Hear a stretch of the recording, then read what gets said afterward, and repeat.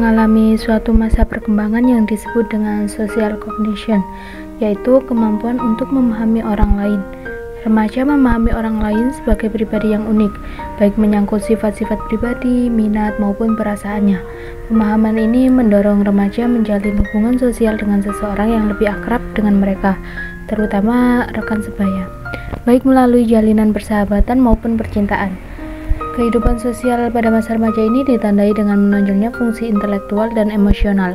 Seseorang remaja dapat mengalami sikap hubungan sosial yang bersifat tertutup sehubungan dengan masalah yang dialami remaja.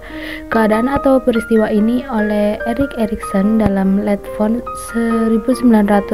1982-281 dinyatakan bahwa anak telah dapat mengalami krisis identitas. Proses pembentukan identitas diri dan konsep diri seseorang adalah sesuatu yang kompleks. Konsep diri anak tidak hanya terbentuk dari bagaimana anak percaya tentang keberadaan dirinya sendiri, tetapi juga terbentuk dari bagaimana orang lain percaya tentang keberadaan dirinya. Banyak remaja yang amat percaya pada kelompok mereka dalam menemukan jati dirinya. Ada beberapa faktor-faktor yang mempengaruhi perkembangan sosial masa remaja di sekolah ini.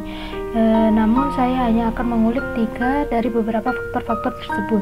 Yang pertama yaitu karena faktor keluarga, yang kedua faktor pendidikan, dan yang terakhir yaitu karena faktor mental, emosi, dan intelijensi.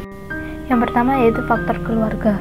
Keluarga merupakan lingkungan pertama yang memberikan pengaruh terhadap berbagai aspek perkembangan anak, termasuk perkembangan sosialnya. Kondisi dan tata cara kehidupan keluarga merupakan lingkungan yang kondusif bagi sosialisasi anak di dalam keluarga. Di dalam keluarga sendiri berlaku norma-norma kehidupan keluarga, dan dengan demikian pada dasarnya keluarga merekayasa perilaku kehidupan budaya anak. Proses pendidikan yang bertujuan mengembangkan kepribadian anak ini lebih banyak ditentukan oleh keluarga. Pola pergaulan dan bagaimana norma dalam menempatkan diri terhadap lingkungan yang lebih luas ditetapkan dan diarahkan oleh keluarga. Yang kedua adalah faktor pendidikan. Pendidikan merupakan proses sosialisasi anak yang terarah. Hakikat pendidikan ini sebagai proses pengoperasiannya ilmu yang normatif akan memberikan warna kehidupan sosial anak di dalam masyarakat dan kehidupan mereka di masa yang akan datang.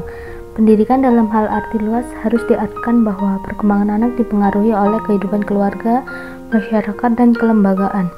Penanaman norma perilaku yang benar secara sengaja ini diberikan kepada peserta didik yang belajar di kelembagaan pendidikan. Kepada peserta didik bukan saja dikenalkan kepada norma-norma lingkungan dekat, tetapi dikenalkan juga kepada norma kehidupan bangsa atau nasional dan norma kehidupan antar bangsa. Etik pergaulan dan pendidikan moral ini diajarkan secara terprogram dengan tujuan untuk membentuk perilaku kehidupan masyarakat dan beragama. Faktor yang ketiga yaitu mental, emosi, dan intelijensi. Kemampuan berpikir ini banyak mempengaruhi kemampuan belajar, memecahkan masalah, dan berbahasa. Seorang anak atau remaja yang berkemampuan intelektual tinggi akan berkemampuan berbahasa secara baik. Oleh karena itu, kemampuan intelektual tinggi kemampuan berbahasa yang baik juga dan pengendalian emosional secara seimbang sangat menentukan keberhasilan dalam perkembangan sosial remaja. Sikap saling pengertian dan kemampuan memahami orang lain merupakan modal utama dalam kehidupan sosial, dan dalam hal ini akan dengan mudah dicapai oleh remaja yang berkemampuan intelektual tinggi.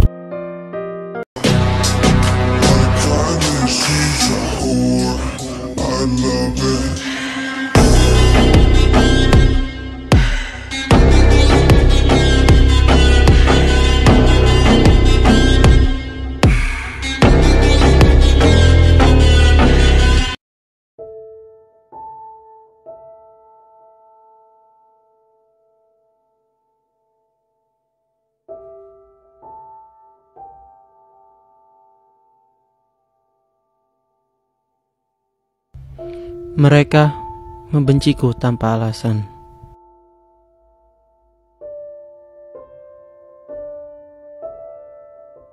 Membandingkan aku dengan orang lain dalam kompetisi yang tidak adil.